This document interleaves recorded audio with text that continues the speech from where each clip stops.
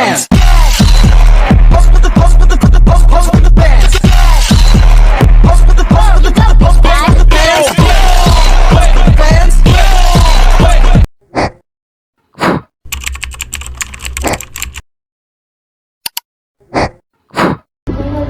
Halo guys.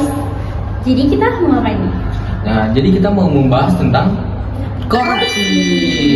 Nah, apa sih itu korupsi tadi?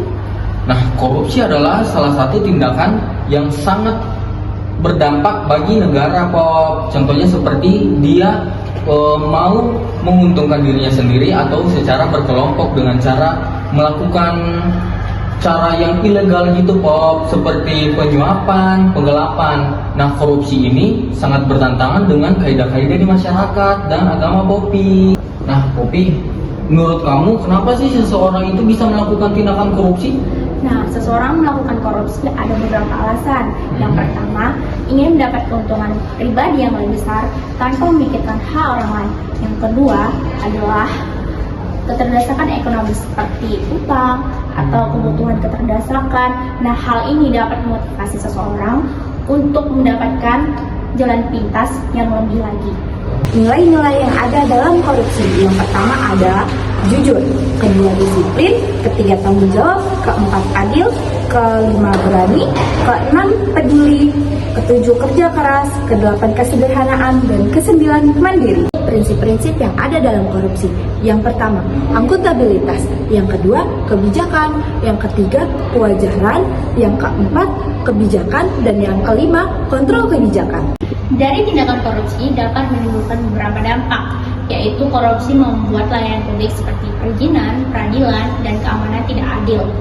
Seperti seorang mampu membayar suap mendapatkan perlakuan khusus, sedangkan orang yang tidak mampu seringkali dipersulit.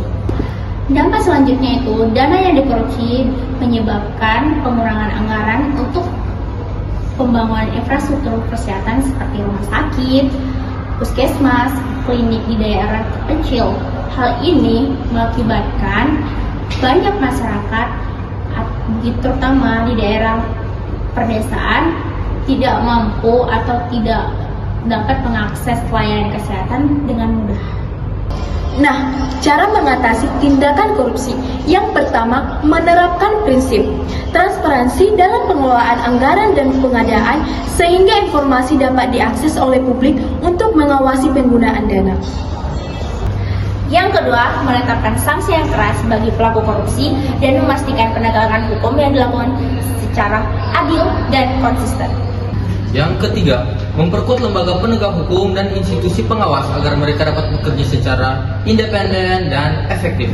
Yang keempat, mengembangkan dan menerapkan strategi anti korupsi yang komprehensif di berbagai sektor. Yuk, sebagai mahasiswa dan calon profesional kesehatan, pilihan ada di tanganmu. Dengan menjaga integritas, kita membangun dunia kesehatan yang bersih, jujur, dan dapat dipercaya. Bersama kita bisa jadi